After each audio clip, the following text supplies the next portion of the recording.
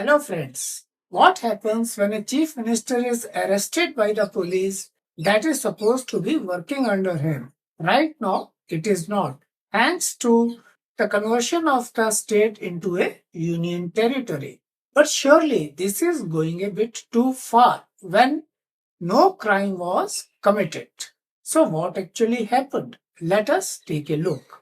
On July 13, 2025, Jammu and Kashmir's Chief Minister Omar Abdullah was reportedly prevented from visiting the Naqshband Sahib Martyrs graveyard in Srinagar to pay homage to the 22 civilians killed in 1931 during protests against the Dogra regime. In those days, the Dogras used to rule Jammu and Kashmir. Reports indicate that he, that is, Omar Abdullah, was manhandled by security personnel and placed under house arrest alongside other political leaders. This was to prevent commemorative activities on the Martyrs' Day. This incident, described as a blatantly undemocratic move by Abdullah and condemned by opposition parties, raises significant questions about the authority behind the orders, the constitutional propriety of such actions, historical precedents, and the broader implications for Jammu and Kashmir's political landscape and India's federal structure. The Srinagar District Administration denied permission for any events at the Martyrs Graveyard on July 30, 2025. The Srinagar police issued a public advisory on July 12, 2025, stating that the district administration of Srinagar has denied permission to all applicants intending to proceed towards Khwaja Bazar, Nauhatta on 13 July 2025, warning of strict legal action for violations. This indicates that the decision was made under the Lieutenant Governor or LG's oversight. The LG's authority stems from the 2019 Act which reorganized Jammu and Kashmir into a union territory. This act grants the LG extensive control over matters such as police, public order, and administrative decisions, often superseding the elected government's decisions or autonomy. The left parties and other critics have accused the Lieutenant Governor of Jammu and Kashmir of acting on behalf of the central government led by the Bharatiya Janata Party or BJP to enforce restrictive measures. The CPIM Politburo alleged that the central government was attempting to, and I quote, enforce its own diktats, unquote, by undermining the elected state government. Security personnel erected barricades across Srinagar, blocked major bridges, and sealed roads leading to the martyrs' graveyard. Police personnel were stationed outside the residences of political leaders. In Omar Abdullah's case, a police officer allegedly attempted to physically prevent him from scaling the graveyard's wall to offer his prayers, resulting in what has been described as manhandling. This physical altercation, combined with the house arrests of multiple leaders of Jammu and Kashmir, including NC's Farooq Abdullah, PDP's Mehbooba Mufti, and CPIM's Yusuf Tarigami, was executed systematically to prevent any public commemoration of the Martyrs' Day. The Indian Constitution establishes a federal structure where elected state governments, led by chief ministers, are vested with significant authority under the 7th Schedule's state list, particularly in such matters like public order and police in full-fledged states. Of course, we all know that Jammu and Kashmir's status as a union territory under the 2019 Act complicates this framework. Section 73 of the Act grants the LG overriding powers, including control over law and order, which curtails the elected government's autonomy or powers. Now, this creates what can only be described as a hybrid system where the chief minister's authority is subordinate to the lieutenant governors, a structure that critics argue undermines democratic principles. The alleged assault and house arrest of a sitting chief minister raises serious constitutional concerns, particularly under Articles 19, 21, and 356 of the Constitution of India. Article 19, Section 1, subsections A and B guarantee freedom of speech and expression and the right to assemble peaceably, preventing the chief minister and other leaders from commemorating Martyrs' Day, which is a historically significant event, violates these rights, especially since the commemoration was intended to be peaceful. Article 21 grants the right to life and personal liberty. It was violated in the reported manhandling and house arrest without formal orders or judicial oversight. The Honorable Supreme Court, in cases like Maneka Gandhi versus Union of India 1978, has emphasized that any restriction on personal liberty must follow due process and be reasonable, which appears absent in this particular case, that is, in the case of Omar Abdullah. Article 356 facilitates President's rule, which was revoked in Jammu and Kashmir in October 2024, allowing an elected government to assume power. But the lieutenant governor's actions suggest a de facto central control that mimics emergency provisions, raising questions about the erosion of federalism. Treating a chief minister in this manner through physical restraint and confinement undermines the dignity of an elected office and the democratic mandate. The Constitution of India envisions the chief minister as the head of the state's elected government, which is accountable to the people through the legislative assembly. Subjecting such an official to manhandling and house arrest, especially without transparent legal justification, appears to contravene the principles of democratic governance and federalism, which are enshrined in the Constitution. There is no direct precedent in India for a sitting chief minister being physically manhandled and placed under house arrest by state or central forces on the orders of a non-elected authority like an LG.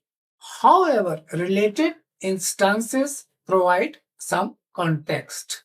The arrest of Delhi's Chief Minister Arvind Kejriwal by the Enforcement Directorate in March 2024 in connection with the Delhi liquor scam, marked the first instance of a sitting chief minister being arrested.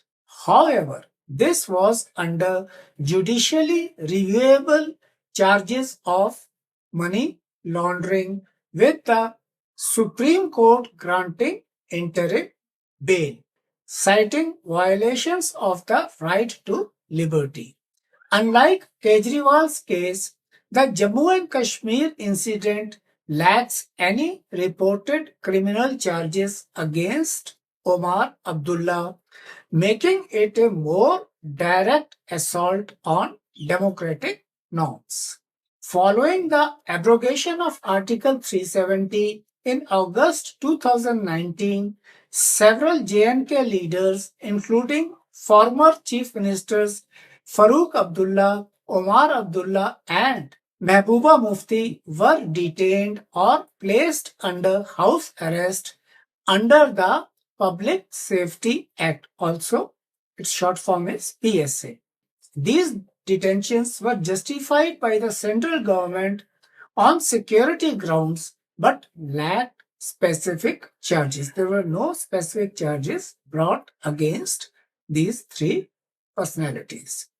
The Supreme Court in Farooq Abdullah versus Union of India of 2020 did not directly intervene, highlighting judicial reluctance to challenge executive actions in Jammu and Kashmir on security matters.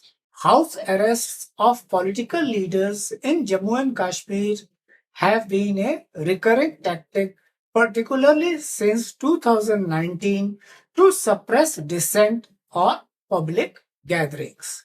The 2024 detentions of lawyers and journalists under the PSA further illustrate a pattern of restricting political activity, though none involved a sitting chief minister being physically restrained. The lack of a direct precedent for manhandling a chief minister underscores the gravity of the July 13, 2025 incident. It sets a dangerous precedent for central overreach into state governance, particularly in union territories where elected governments have limited powers already.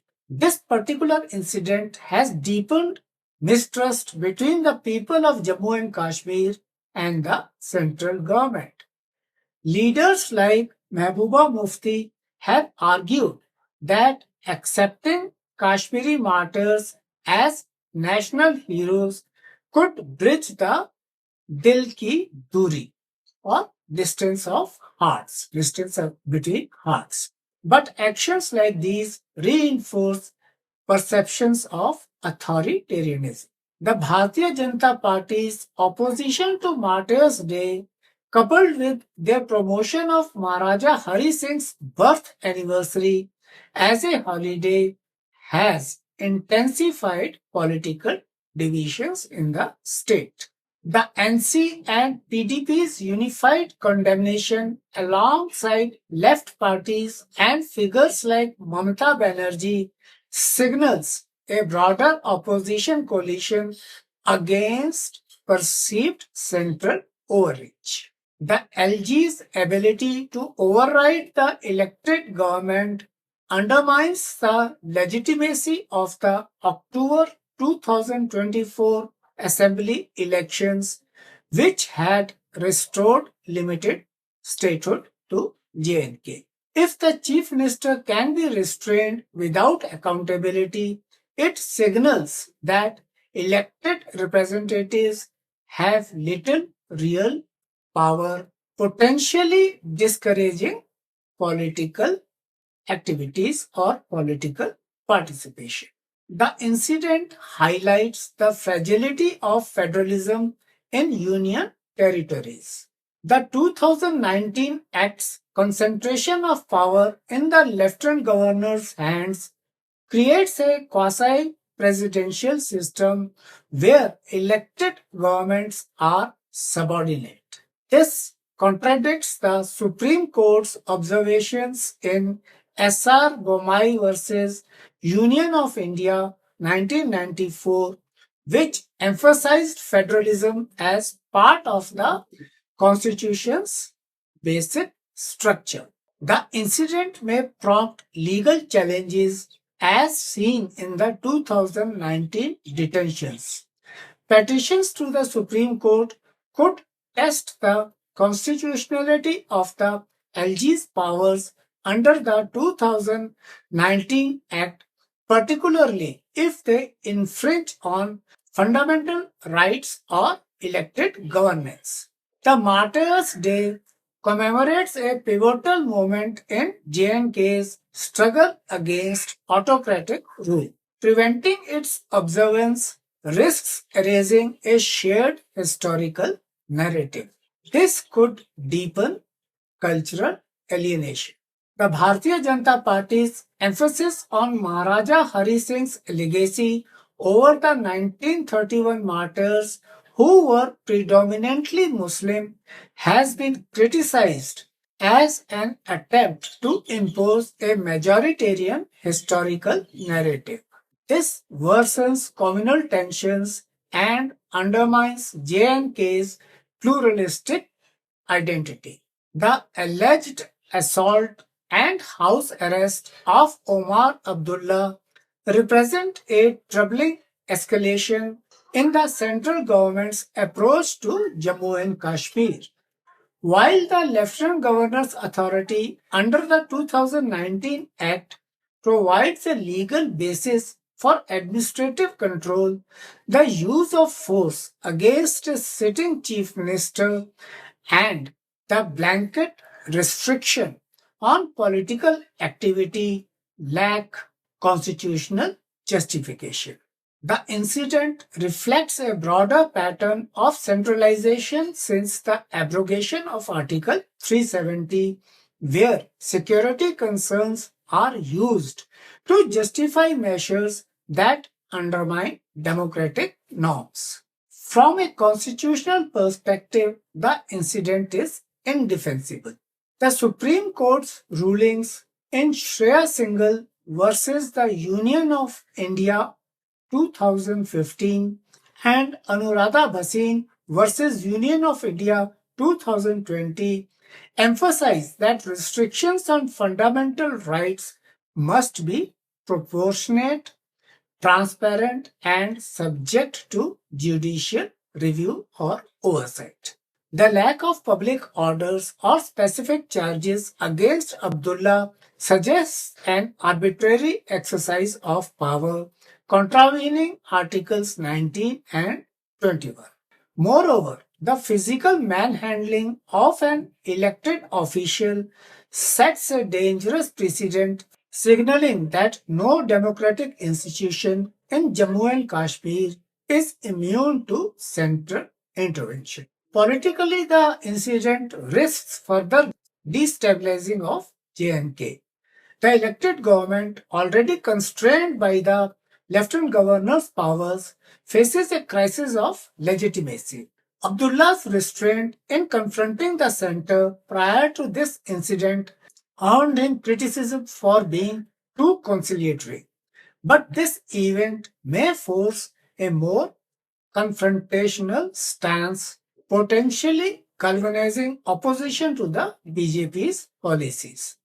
The BJP's narrative, which frames the 1931 martyrs as divisive figures, ignores their role in resisting colonial era oppression. This is contributing to further alienation of even moderate Kashmiri voices. Without judicial or legislative intervention to restore J&K statehood and limit the Lieutenant Governor's powers, such incidents could become normalized, eroding India's federal framework. The Supreme Court has an opportunity to clarify the balance of power in union territories, ensuring that elected governments are not reduced to ceremonial rules. The alleged assault and house arrest of Omar Abdullah on July 13, 2025, ordered by the Lieutenant Governor's administration and executed by the Jammu and Kashmir Police and Central Forces, represent a low point in Jammu and Kashmir's democratic journey. Constitutionally, such actions lack legitimacy without transparent justification and due process. While precedents like the 2019 detentions exist, the targeting of a sitting chief minister is unprecedented and sets a dangerous example. The consequences, political alienation, weakened federalism, and cultural suppression threaten Jammu and Kashmir's stability and India's democratic fabric. Urgent judicial and political action is needed to restore trust and uphold constitutional principles. In case you have liked my video, please do like, subscribe, comment, and share. Thank you.